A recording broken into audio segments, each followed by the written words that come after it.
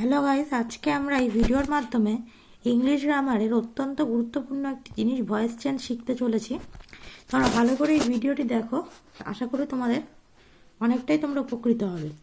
তো চলো কথা না বাড়িয়ে মেন কাজে আসা যাক। প্রথমেই তোমরা দেখতে পাচ্ছ স্ক্রিনে আমি একটা রুলসের কপি দেখাচ্ছি যেখানে ভয়েস চেঞ্জ লেখা রয়েছে।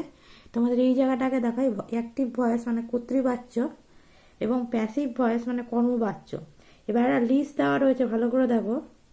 আই থাকলে মি হয়, উই থাকলে আজ হয়, ইউ থাকলে ইউ হয়, হি থাকলে হিম হয়। ঠিক আছে, অপর দিক থেকে যদি মি থাকে তোমরা আই লিখতে পারবে, আজ থাকলে উই লিখতে পারবে, আবার ইউ থাকলে ইউ লিখতে পারবে, ইউ এর কোনো পরিবর্তন হয় না। হিম থাকলে হি লিখতে পারবে, তাই দুদিকেই অ্যারো দেওয়া আছে। ঠিক আছে, আবার সি থাকলে হার লিখতে পারবে, হার থাকলে সি লেখা যাবে। দেম থাকলে দে হবে, দে থাকলে তোমাদের দেখানোর চেষ্টা করছি আমি, দে থাকলে দেম হবে।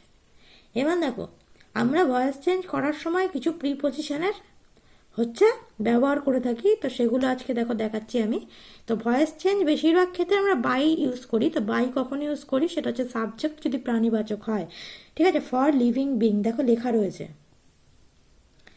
তারপর দেখো লেখা আছে উইথ। উইথ আমরা কখন ইউজ করি ভয়েস চেঞ্জ করার সময়, যে সাবজেক্ট যদি অপ্রাণীবাচক হয়। দেখো লেখা আছে ফর নন লিভিং বিং। ঠিক আছে, তারপর দেখো দেখতে পাচ্ছ ট্রু কখন ইউজ করি, যখন ভার্ব নো হয়, অর্থাৎ কোনো একটা সেন্টেন্সে যদি ভার্ব নো থাকে, নো মানে জানা, তখন কি হয় আমরা ইউজ করি টু। দেখো লেখা আছে ইট দ্য ভার্ব ইজ নো, দেখতে পেয়েছো? দেখো সাবজেক্ট আমরা চিনবো কি করে? ঠিক আছে, সাবজেক্ট অবজেক্ট নিয়ে তো অনেকক্ষণ কথা বললাম। এবার তোমাদের মনে প্রশ্ন হবে যে আমরা কি করে সাবজেক্টকে আইডেন্টিফাই করব, অবজেক্টকে কীভাবে আইডেন্টিফাই করব। তো সাবজেক্টকে আইডেন্টিফাই করার জন্য তোমরা কে বা কারা দিয়ে প্রশ্ন করে যে উত্তরটা পাবে সেটাই তোমরা কি হবে না সাবজেক্ট। দেখো, আর অবজেক্ট চেনার জন্য কি, কাকে বা কাদেরকে দিয়ে প্রশ্ন করে যে উত্তর পাবে সেটাই অবজেক্ট। দেখো লেখা আছে। দেখো আমরা এবার এতদিন আমরা যখন টেন্স শিখেছিলাম তখন আমরা একটা করে রূপ জানতাম, আর এখন ভয়েস চেঞ্জ শেখার পরে দুটো করে রূপ জানবো। দেখো ভয়েস চেঞ্জের একটা পার্ট হচ্ছে অ্যাক্টিভ ভয়েস, প্যাসিভ ভয়েস, তোমাদেরকে বলেছি তাই তো।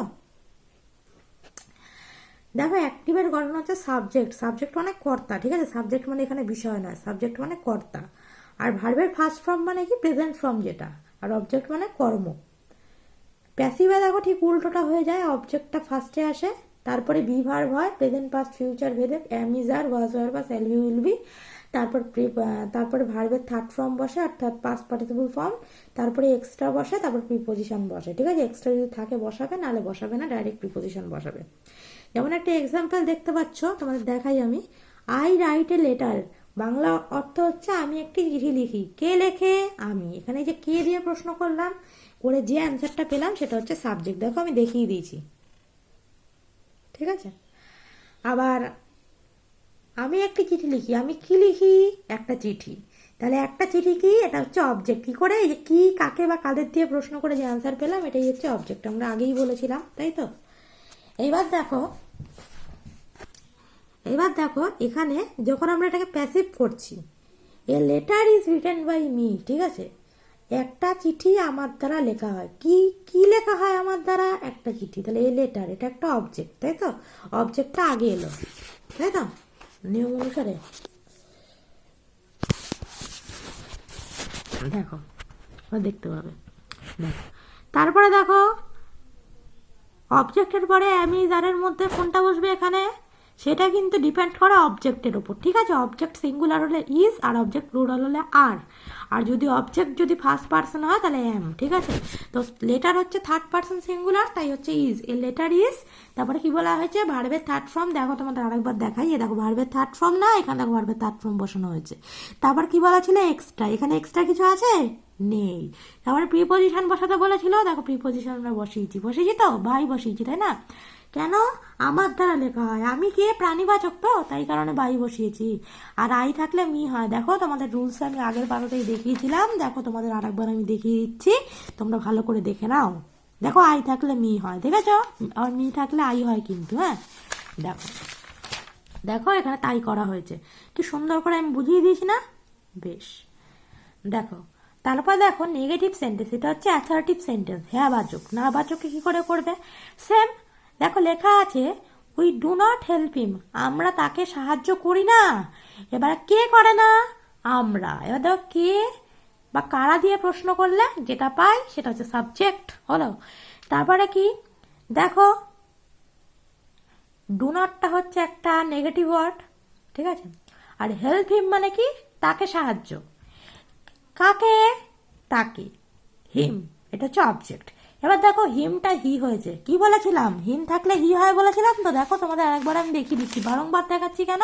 যাতে তোমাদের ভালো করে মাথায় এই নিয়মটা ঢুকে যায়। দেখো হিম থাকলে হি বলেছি, দেখো ঠিক আছে, দুদিকেই তীর চিহ্ন আছে কিন্তু। তারপর দেখো ডু এর ডু ভার্বের আন্ডারে কে কে আছে? এম ইজ আর, তাহলে হি হচ্ছে থার্ড পারসন সিঙ্গুলার, তাই ইজ। আর নট ওঠে না, তাই বসে গেল। তারপরে কি সেম তো, দেখো ভার্বের থার্ড ফর্ম দেখো লেখা আছে প্যাসিভে, ভালো করে দেখে নাও ভার্বের থার্ড ফর্ম। দেখো এখানে থার্ড ফর্ম বসিয়েছি তো, হেল্প হেল্প হেল্প। আমি আগের দিনও বলেছিলাম যে ভার্বের 3টে ফর্ম মুখস্থ রাখতে ভালো করে। দেখো এক্সট্রা বসাতে বলেছে, আমাদের এখানে এক্সট্রা আছে নেই। দেখো প্রিপোজিশন বসাতে বলেছে, দেখো এখানে প্রিপোজিশন বাই, তাই তো। দেখো বাইটা আছে কিনা আমরা দেখি একটু, তাহলে বুঝতে পারবো। দেখো সাবজেক্ট যদি প্রাণীবাচক হয় না, তাহলে বাই বসাতে হয়, লেখা আছে, দেখেছো? আমি বারবার দেখাচ্ছি তোমাদের সুবিধার্থে। দেখো তারপরে কি বলেছিলাম? উই, উই থাকলে কি হয়? আজ, ঠিক আছে। দেখো আমি আবার দেখাচ্ছি, উই থাকলে আজ হয়, দেখে নাও। এই যে দেখো আজ থাকলে কিন্তু উই হতো, ঠিক আছে। যদি লেখা থাকতো দে ডোন্ট হেল্প আস, তাহলে কিন্তু হয়ে যেত, হ্যাঁ, দে ডোন্ট হেল্প আস, অর্থাৎ হয়ে যেত we are not help by them, আমরা তাদের দ্বারা সাহায্য পাই না, ঠিক আছে।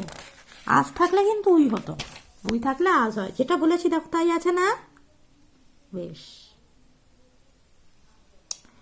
দেখো সিম্পল পাস্ট টেন্স, ভালো করে দেখো। পাস্ট টেন্স, পাস্ট টেন্সের গঠন কি তোমরা জানো তো? অ্যাক্টিভ, অ্যাক্টিভের গঠন কি? ওই সাবজেক্ট অবজেক্ট প্রিপোজিশন একই, খালি ভার্বের ফার্স্ট ফর্মের জায়গায় সেকেন্ড ফর্ম ভি2 বসাবে। আর প্যাসিভে অবজেক্ট বসবে, তারপর ডু ভার্বের আন্ডারে পাস্ট ফর্মে কি বলেছিলাম? এম ইজ আর, তার পাস্ট ফর্মে ওয়াজ ওয়ার হয়, খুব ভালো করে মনে রাখতে বলেছিলাম, তাই তো, ওয়াজ ওয়ার। তারপর দেখো ভার্বের থার্ড ফর্ম একই, তারপর dot dot dot preposition dot dot dot dot dot dot dot, এটা হচ্ছে এক্সট্রা, ঠিক আছে। তারপর দেখো এক্সাম্পল দেওয়া আছে, আই রোট এ লেটার, আমি একটি চিঠি লিখেছিলাম। আমি একটি কি লিখেছিলাম? চিঠি, তাহলে চিঠিটা অবজেক্ট, কে লিখেছিল? আমি, তাই আমি হচ্ছি সাবজেক্ট। এই কে বা কারা এবং কি কাকে বা কাদের দিয়ে প্রশ্ন করে সাবজেক্ট অবজেক্ট আইডেন্টিফাই করছি, ভালো করে মনে রাখবে, যেটা আমি এর আগের পাতায় দেখিয়েছি, আবার দেখাচ্ছি, দেখে নাও। দেখো এই letter was written by me, কি করে হলো বলো তো? লেটারটা আগে চলে এলো না, তারপর ওই বি ভার্ব বসলো, পাস্ট ওয়াজ, তারপর ভার্বের থার্ড ফর্ম, বাকিটা সেম। এবার বলি ইন্টারোগেটিভ থাকলে কি করে করবে। সিম্পল পাস্ট টেন্সের ক্ষেত্রে যদি ইন্টারোগেটিভে থাকে তাহলে কি করে করবে দেখে নাও। যদি বলে did I right a letter, আমি কি একটি চিঠি লিখেছিলাম, তাহলে দেখো ডিড। সবসময় মনে রাখবে ইন্টারোগেটিভে ভার্বটা আগে আসে। দেখো আমরা ভার্বটা আগে বসিয়ে নিয়েছি ওয়াজ, তারপরে অবজেক্ট, ঠিক আছে। এলেটা আমরা সাধারণ নিয়মে কি জানি, অবজেক্টটা আগে থাকে, তাই না? কিন্তু ইন্টারোগেটিভে তা হয় না। ইন্টারোগেটিভ হচ্ছে ব্যতিক্রম, এক্সেপশন। এক্সেপশনাল হচ্ছে ওয়াজটা, অর্থাৎ ভয়েস চেঞ্জ ইন্টারোগেটিভে হলে তবে তখন কি হয় না, ভার্বটা আগে চলে আসে, তারপরে অবজেক্ট আসে। দেখো ওয়াজ এ লেটার, তারপর সেম রিটেন বাই মি, জিজ্ঞাসা চিহ্ন অবশ্যই দিতে হবে, নাহলে নাম্বার কিন্তু কম হয়ে যাবে, কাটা যাবে। এবার আসি সিম্পল ফিউচার টেন্সে। ওই অ্যাক্টিভের গঠন এবং প্যাসিভের গঠন সেম, খালি অ্যাক্টিভে কি হয় আমরা জানি যে ওয়াজ ওয়ারের ফিউচার ফর্ম কি, শ্যাল বা উইল। ফার্স্ট পার্সন হলে শ্যাল, বাকি ক্ষেত্রে উইল। আর প্যাসিভে হলে শ্যাল বি উইল বি। আর অবজেক্ট, আর ওখানে ভি3, am is are, was were, shall be will be একই প্রিপোজিশন, আর এক্সট্রা যদি থাকে থাকলো, নাহলে সাবজেক্ট। একটা এক্সাম্পল দিই, দেখো I shall write a letter, কি বলেছিলাম? ফার্স্ট পার্সন হলে কি হয় না, শ্যাল বসে। আর প্যাসিভ হয়ে গেলে কি হয়ে যায়, অবজেক্ট চলে আসে। A letter will be written by me, বোঝা গেল? তোমরা যদি এই রুলসটা ভালো করে ফলো করো, এই ভিডিওটাকে বারবার করে যদি দেখতে থাকো, তোমাদের ভয়েস চেঞ্জ বিষয়ে বেসিক ধারণা তোমাদের হয়ে যাবে, বেসিক প্রবলেমটা কেটে যাবে।